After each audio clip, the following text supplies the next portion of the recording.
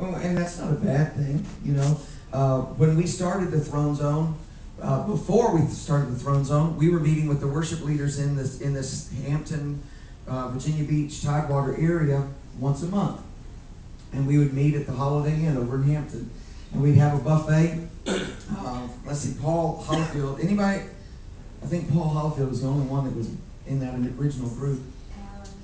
But we would have about 30 or 40, and Pastor Tammy was one of the original groups as well.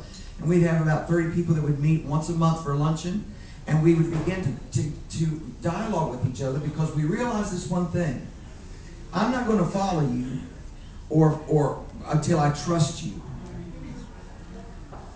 And I think trust is one of the biggest things that's a negative in the church today. We don't really trust each other.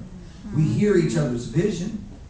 We believe in your, but what happens is that we've been either we've been burned or we've been misrepresented, and therefore we put up a wall that says I'm really only going to participate to this level, okay, of commitment. And so with the luncheons, they're designed to break down the wall so that we know each other and begin to trust each other, so that once we trust each other, then we can really begin to get our eyes on what we can do together.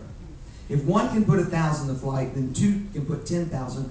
What could happen, I ask, if 40 people who are in leadership roles in their communities, 40 different ministries represented, what could happen if we came together for one purpose, with one mind and one accord, to affect change in our region?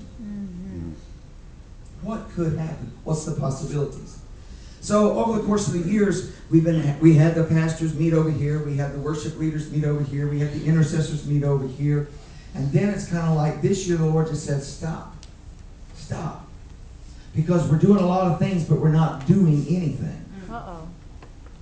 So the purpose of us coming together is this: I'd like to propose to you that we've had fellowship with one. I know your churches, I know your ministries, I know you know me. We've had this relationship, many of you, since the very first Throne Zone ever. So we've charted a journey. We've been on this journey for a number of years.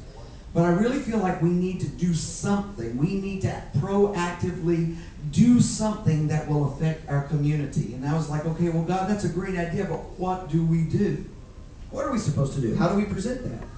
And the Lord just says, go back to where you started. And I was like, okay.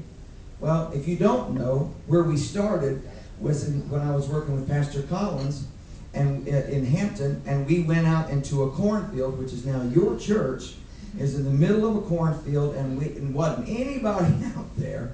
I mean, it was the most, if you looked at it from a business perspective and a budget perspective, you'd be like, that is stupid. What you're going to do? What? But we went out to that little corner right there in Matthews County, Virginia, and we took our choir and ministry team, and